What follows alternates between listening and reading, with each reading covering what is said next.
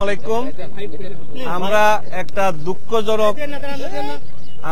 দুঃখজনক হত্যাকাণ্ডের পরিস্থিতি উদ্ঘাটন সাপেক্ষে আপনাদের সামনে আমরা জেলা পুলিশ, পিবিআই সহ অন্যান্য যারা বিশেষায়িত সংস্থা আছে তারা আপনাদের সামনে আমরা হাজির হয়েছি। আপনারা জানেন গতকাল দুপুর 2টার দিকে আমাদের একটা খবরের ভিত্তিতে জেলা পুলিশ জনসেবা হাসপাতালের 3য় তলার কক্ষ থেকে উনি ডাক্তার আমিরুল ইসলাম, যিনি ড্যাবের রাজশাহীর আহ্বায়ক, বিএম এর রাজশাহীর অঞ্চলের আহ্বায়ক এবং বেসরকারি ক্লিনিক মালিক সমিতিরও উনি নেতা, উনি নৃশংসভাবে ওনার নিজ হাসপাতালের একটা শয়ন কক্ষে উনি রেস্টরুম আছে সেখানে নৃশংসভাবে খুন হয়েছে। সেভাবে আমরা এসে ওনাকে পাই। সেই ভিত্তিতে আমরা পারিপার্শ্বিক অবস্থা ও আমাদের যে প্রযুক্তিগত যে বিষয়গুলো আমরা বিশ্লেষণ করি, আমরা পুলিশের পক্ষ থেকে আমরা জেলার বিভিন্ন সংস্থা আমরা যৌথভাবে কাজ করার পরে আমরা দেখতে পাই হাসপাতালের একটা স্টাফ এটার সাথে মূলত জড়িত ছিল। আমরা সন্দেহভাজন আমরা কয়েকজনকে আমাদের হেফাজতে নিয়ে দীর্ঘ রাত তাদেরকে আমরা জিজ্ঞাসাবাদ শেষে ভোর রাতে অলমোস্ট ভোর 4টার দিকে আমরা যে মূল যিনি ক্রিমিনাল তার নাম হচ্ছে আসাদুল মিয়া আসাদ, উনি হচ্ছে বাড়ির দুনটে। সে 2024 সালে বগুড়া থেকে এসএসসি পাশ করে টিএমএসএস মেডিকেল কলেজে ল্যাব রেজিস্ট্রার হিসেবে কর্মরত আছে। সে আসাদ গত 3 বছর ধরে ডাক্তার আমিরুল সাহেবের পিএ হিসেবে এখানে কর্মরত ছিলেন। কর্মরত থাকার সময় হাসপাতালে বিভিন্ন স্টাফ আছে, বিভিন্ন ফিমেল কলিগও থাকে। এইরকম একটা ভুল বুঝাবুঝির ঘটনাকে কেন্দ্র করে তাদের মধ্যে ডাক্তার আমিরুল সাহেব সহ আসাদ আর একটা মেয়ে, যেটা আসলে আমরা অনেক ক্ষেত্রে মেয়েদের বিষয়ে আমরা বলি না অনেক সময়, এই 3 জনের একটা মানে ভালো লাগা অথবা মানে নিজেদের আন্ডারস্ট্যান্ডিং গত একটা বিষয়কে নিয়ে মতবিরোধ দেখা দেওয়ার প্রেক্ষিতে গত 25 অগাস্ট আসাদ এবং যে মেয়েটাকে কেন্দ্র করে এই ঘটনায় সেই মেয়ে সহ তাকে মারধর করা হয়। ওখানে একটা চেঞ্জ রুম ছিল, সেখানে মারধরের পরে আসাদকে চাকরি থেকে বের করে দেওয়া হয় হাসপাতাল থেকে। তারপরে সে বগুড়া চলে যায় 25 তারিখেই।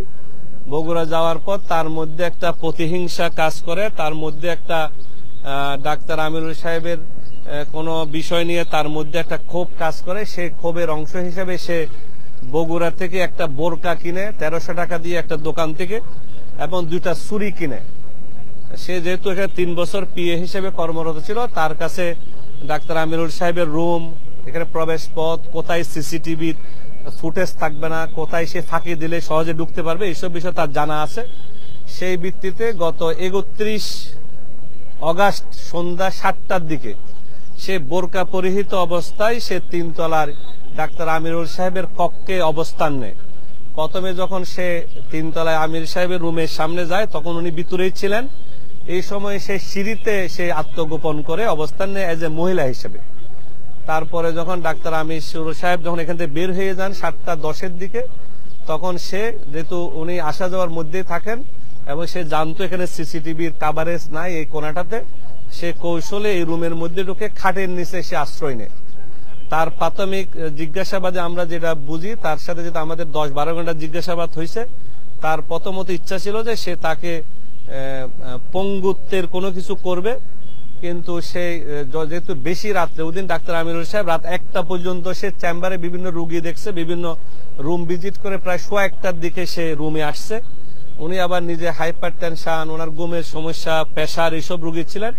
উনি ওষুধপত্র, উনি ঘুমের ওষুধও খাইতেন, সেটাও পিএ হিসাবে আগে যে কর্মরত আসাদ জানতো।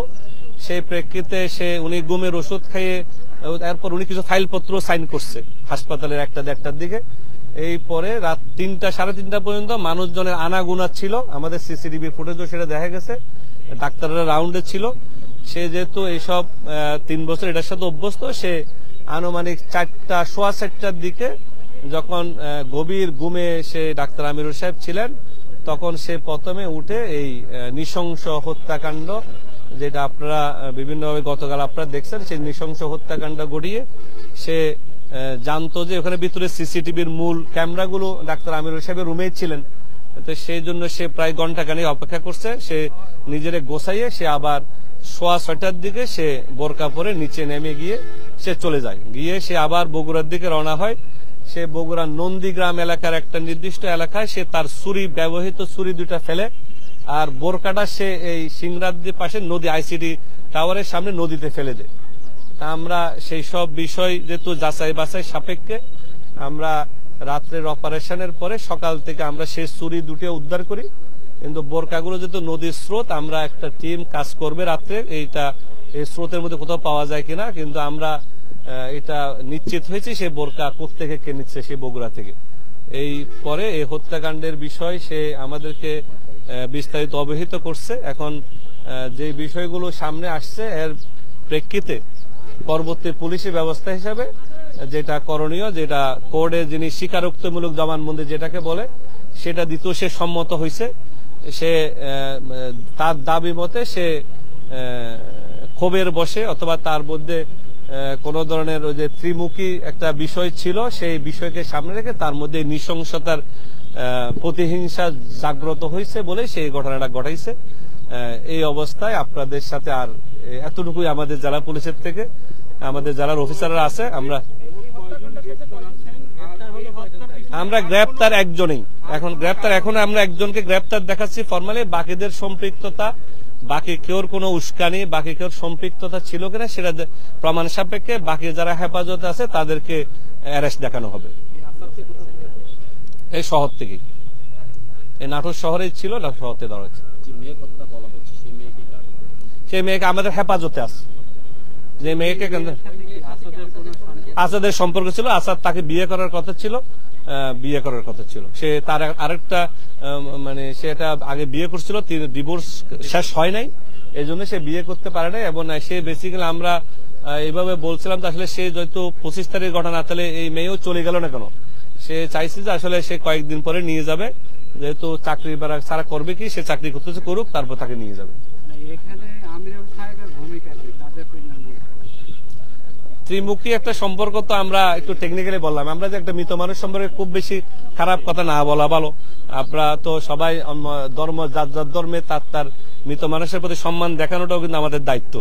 আমরা ওটা প্রকাশ্যে না বলা ভালো। আমরা তো সবাই যার ধর্মের একটা ইথিক্সে বিশ্বাস করি।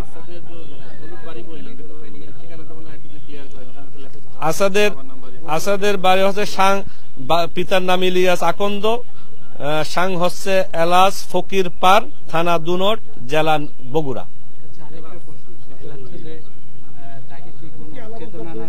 না, চেতনানাশক কিছু হন। উনি যেহেতু রেগুলার ঘুমের ওষুধ খায়, এটা আসাদ জানতো। পিএ হিসেবে 3 বছর যেহেতু ছিল, সে জানে যে উনি যেহেতু হাইপার টেনশন, ডায়াবেটিস, অনেক ধরনের অসুস্থতার মধ্যে থাকে, এই জন্য ও জানতো যে এরকম ঘটনা মানে গভীর ঘুমে চলে যায়।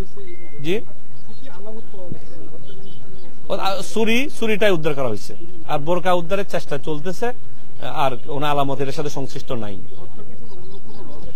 অন্য কোন রয়েছে এ পর্যন্ত তদন্তে পায় না। আমরা আরো জিজ্ঞাসাবাদ করলে হয়তো আর কিছু পাইলে আমরা আপনাদের পরবর্তীতে জানাবো।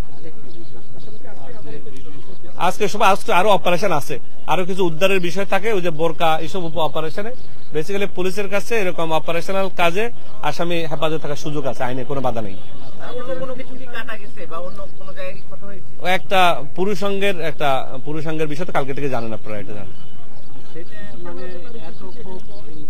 আমরা ওই যে বোরকা পরিহিত অবস্থায় উপস্থিতিটা যেহেতু ওই সিঁড়িটা ইউজ করছে, আপনারা জানেন যে 3 তলার সিঁড়ির মধ্যে যে সিসিটিভিটা আছে ওইটাই শুধু কোনাটা কাভার করে, আর এদিকে সিসিটিভি নাই। যেহেতু এটা প্রাইভেট রুম, মহিলারা এদিকে থাকে অথবা মেয়ের নামাজ টামাজ পরে, এখানে সিসিটিভি ছিল না। তো সিঁড়ির গোড়ায় যে সিসিটিভিটা আছে সেই ফুটেজটা থেকে আমরা নিশ্চিত হয়েছি একাই জড়িত, আর কেউ ছিল না আপাতত তদন্তে, মানে এই 30 ঘন্টার তদন্তে।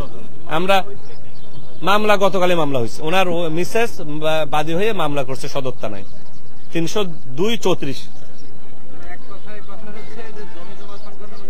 এর বিষয়গুলো না একজালি। Thank you.